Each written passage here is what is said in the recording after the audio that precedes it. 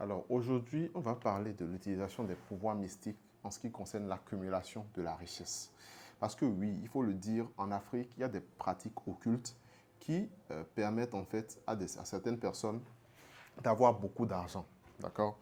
Et je vais vous donner mon point de vue par rapport à ça. Bien que vous le connaissez, mais vous serez quand même surpris par ce que je vais vous dire dans cette vidéo. Donc, suivez attentivement quand même. Alors, selon beaucoup, si vous avez grandi en Afrique ou si vous avez déjà suivi des films africains qui parlent de sorcellerie, d'argent, de richesse et tout ça, il est fort probable que vous avez déjà entendu parler de ce genre d'histoire où on dit à certaines personnes, ah, vous devez donner ceci, ah, vous devez donner ça pour pouvoir être riche. Certains donnent des membres de leur famille, certains donnent des parties de leur corps, certains font ci. Il y a même des religions où c'est popularisé en fait, où les gens admettent que c'est ce qu'il faut faire pour pouvoir avoir la richesse. Et personnellement, je connais des gens, quand j'étais petit, qui n'avaient pas une vie aussi truc là. Quand ils sont entrés dans ces cercles-là, leur vie a rapidement, radicalement changé en fait. Donc, je connais des témoignages vivants de ça.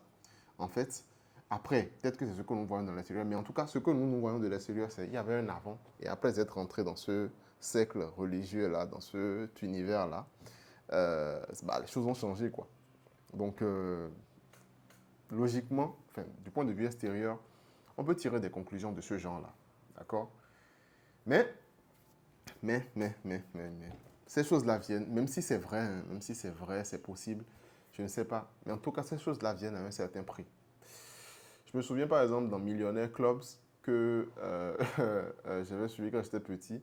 Les gens étaient riches et tout, mais ils étaient obligés de donner quelqu'un. Donc certains donnaient leurs enfants, certains donnaient quelqu'un a donné son apprenti, je crois, quelqu'un a donné sa mère. Bref, il y avait toujours ce truc-là de sacrifice qui était toujours en jeu. On donne ce qui est réellement important, quelque chose qui est réellement important pour nous. Et aussi, après avoir bénéficié de la richesse, dans le film en fait, ils ont une plaie incurable qui se positionne quelque part sur une partie de leur corps. On ne sait pas pourquoi. Et donc, il faut savoir que rien ne vient sans rien. Rien ne vient sans rien. Mais partout, vous savez, il y a toujours cet esprit de sacrifice. D'accord? Il y a toujours cette idée de sacrifice-là qui prédomine. Notamment, même dans toutes les religions, hein, que ce soit la religion chrétienne par exemple, on parle d'offrandes. Dieu même a demandé à Caïn et Abel de lui donner des offrandes.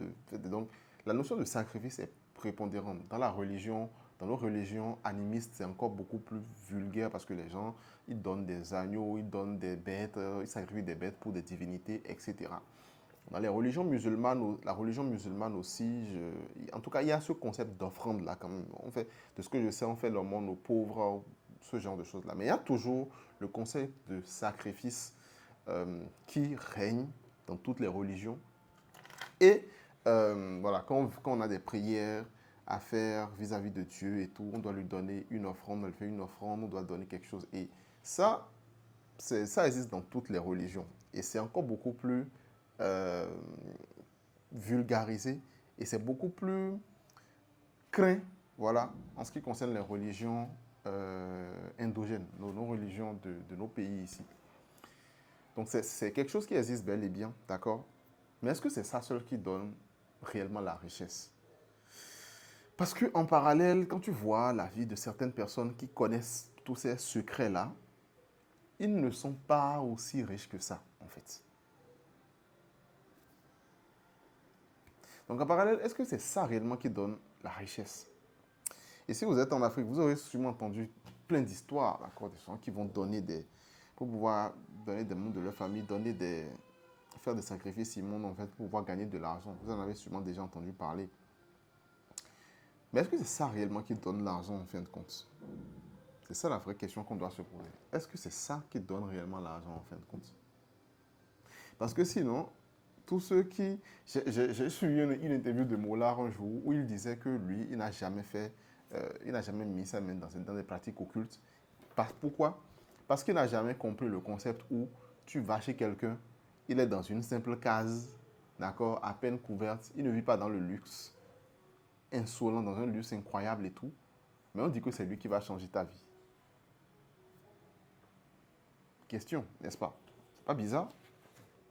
Et vous savez, ces choses-là existent simplement parce que les êtres humains sont prêts à y croire aussi. Ces choses-là existent simplement parce que les êtres humains sont prêts à y croire. En fait, les êtres humains ont cette fâcheuse habitude-là de, comment dire, de vouloir croire en quelque chose. C'est-à-dire, on a cette habitude-là de vouloir croire que la solution à nos problèmes se retrouve dans un truc qui sera simple à faire, dans un secret qu'on nous cache, ainsi de suite, ainsi de suite. Surtout quand, dans un moment de doute, euh, on a tendance à croire ce genre de choses-là en tant qu'être humain. Et c'est là où ces gens-là ont la possibilité de trouver réellement leurs clients aussi. Et également, il faut savoir que ce n'est pas pour la première fois que c'est arrivé. Ce n'est pas en Afrique seule que ça arrive d'ailleurs. Au 19e siècle, je crois, ou bien au 18e siècle, il y a les conquistadors espagnols. Donc, les conquistadors, c'est ceux qui étaient les colons, un peu comme les colons à l'époque, qui avaient effectué une expédition parce qu'ils avaient entendu parler de l'Eldorado. Vous voyez, l'Eldorado, pour ceux qui savent, c'est la cité d'or. D'accord, c'est la cité d'or. C'est une cité dans laquelle on dit que tous les sols sont faits en or. Tout est fait en or en fait. Même les tables, tout est fait en or. Et donc, c'est une réserve intarissable d'or. C'est une cité qui est prospère. Et donc, ça a mis un mythe dans la tête des Espagnols selon laquelle, surtout à l'époque où leur empire, où leur royaume était en déclin, d'accord, ça leur a fait croire que, ok, on a trouvé enfin la nouvelle solution, ou bien la nouvelle solution à nos problèmes, ou bien on a trouvé enfin la cité qui va faire relever, qui va faire remonter notre empire. Donc, au lieu de se concentrer sur le développement économique, lancer les business, faire bouger l'économie et tout ça, eux, parce qu'à l'époque, ils ont entendu qu'il y a une personne, un vieux, qui s'enduit le corps d'or, d'accord, et dans un, il plonge dans un lac ou bien quelque chose comme ça. Et il y a un vieux qui faisait ça réellement à l'époque. Ils ont donc déduit de ça que c'était le roi de l'Eldorado, donc de la cité d'or. Et donc, qu'il devrait tout faire pour pouvoir découvrir cette cité-là, pour pouvoir enfin trouver la source à tous leurs problèmes. Ce ne sont pas les Africains qui font ça, je le dis bien, ce sont les Espagnols, donc des Blancs, comme on le dit communément. Quand leur empire était en déclin, leur royaume était en déclin et tout, au lieu de trouver une solution pragmatique au problème, ils ont cru ça. Ils ont commencé à penser que c'est ça qui serait la solution à leur problème. Et donc, ils ont fait des expéditions. Encore et encore, ils ont dépensé énormément. C'est-à-dire, leur dernière réserve était consacrée à l'Eldorado, à la découverte de l'Eldorado. Les derniers fonds, leurs dernières ressources, en fait, n'étaient consacrées qu'à ça. Étaient consacrées à financer les expéditions jusqu'à ce qu'on découvre cette cité-là. Parce qu'une fois qu'on aurait découvert ça, en fait, le royaume de l'Espagne pourrait revivre à nouveau. L'économie pourrait fleurir à nouveau. Vous voyez? Et donc, ils ont constaté, ça vous rappelle quelque chose, n'est-ce pas? Ça vous rappelle plusieurs histoires, n'est-ce pas? Des gens à qui on dit, par exemple, même dans les églises, hein, de donner tout ce qu'ils ont sur eux et que après Dieu pourvoira. Ou bien, peu importe la religion, en fait, on dit de donner tout ce qu'ils ont sur eux. Ou bien on leur fait croire que la solution à leur problème est dans un truc mystique et tout. Et eux-mêmes, comme ils sont dans le désespoir, ils y croient et ils font tout. Malheureusement, c'est le monde dans lequel on vit actuellement. Donc bref, les Espagnols l'ont fait. Donc ils ont tous les deniers publics à l'époque, ils ont fait monter les impôts en fait pour pouvoir recueillir davantage d'argent, davantage de deniers publics pour pouvoir financer ces expéditions-là. Et expédition sur expédition, quand ils allaient en fait en Amérique, parce que l'Eldorado, selon eux, c'était en Amérique du Sud. Donc, ils prenaient leur bateau, ils venaient, ils quittaient l'Europe pour l'Amérique du Sud. Et quand ils parcouraient en fait les différentes tribus, ils rencontraient les différentes tribus de l'Amérique du Sud, ils leur demandaient à chaque fois où se situe l'Eldorado. Et les Sud-Américains disaient qu'ils ne savent pas en fait, que ça n'existe pas. Et à chaque fois qu'on leur disait ça, ils prenaient en fait ça comme un refus de coopération, comme un refus d'obtempérer. Ils prenaient en fait ça comme euh, le fait que, euh, les Sud-Américains ne voulaient pas qu'ils découvrent la cité d'or. Peut-être parce qu'ils voulaient la protéger, ils voulaient garder ça pour eux, donc ils ne voulaient pas qu'ils découvrent. Et donc, ils prenaient ça très mal. Et ils frappaient jusqu'à la mort certaines personnes qu'ils croisaient sur leur route. Ils les torturaient même, ils en tuaient même certains. Juste parce que les gens là ne leur disaient pas ce qu'ils n'étaient pas prêts à entendre, ce qu'ils ne voulaient pas entendre. Vous imaginez, ils ont dépensé tous les deniers de leur public, tous les deniers publics en fait de leur État pour en arriver là. Et certaines personnes leur disent que non, en fait, ça n'existe pas. Ça vous rappelle encore une autre histoire, en fait, d'autres histoires, n'est-ce pas? Ces gens-là qui s'enfoncent en fait dans les trucs mystiques, pensant que la solution à leurs problèmes se trouve là, et qui, quand ils retrouvent quelqu'un qui essaie de leur remettre la tête sur les épaules, de les faire redescendre sur terre, ils disent non, toi tu racontes des conneries. Parce qu'ils se sont tellement déjà enfoncés qu'ils ne peuvent pas faire demi-tour. Donc à chaque personne qu'ils croisaient, à chaque Sud-Américain qu'ils croisaient, qui leur disait ah non, ça n'existe pas, je ne connais pas, ils maltraitaient la personne, ils tuaient la personne. Donc ils ont tellement fait ça qu'au final, les Sud-Américains ont fini par accepter de leur dire en fait ce qu'ils voulaient entendre. Donc à chaque fois qu'ils croisaient quelqu'un maintenant, ils étaient dans la jungle, ils croisaient des gens, les conquistadors là croisaient des gens, ils leur disaient oui, oui, c'est par ici, c'est par ici. Et en fait, ça leur a encore redonné de l'espoir. Du coup, ils contactaient encore le royaume, la source, c'est-à-dire la métropole, pour que la métropole envoie encore. Parce qu'ils faisaient les expéditions là et ils ne trouvaient pas la cité. Et au final, ils finissaient par mourir de faim parce qu'ils étaient à court de vivres, ils étaient à court de ressources, donc ils finissaient toujours par mourir de faim. Et donc ils étaient toujours obligés de revenir à la base, rechercher les vivres, se réapprovisionner et revenir encore. Je vous ai dit, c'est quelque chose qui a ruiné énormément le royaume de l'Espagne. C'est fou à quel point, vous voyez, c'est fou à quel point les êtres humains sont bizarres. Parce qu'ils voulaient cette fameuse cité, ils voulaient découvrir cette fameuse cité d'or. Donc ils perdaient des hommes dû à la famine, mais ils continuaient encore. Ils ont essayé, jusqu'à ce que, enfin, ils n'avaient plus les moyens. Le royaume n'avait plus les moyens de financer encore une autre expédition. Donc ils ont finalement abandonné. Et ils sont redevenus bredouilles. Mais à quel prix? Plusieurs hommes ont été perdus. Plusieurs hommes ont été tués. Plusieurs hommes sont morts de faim dans le processus.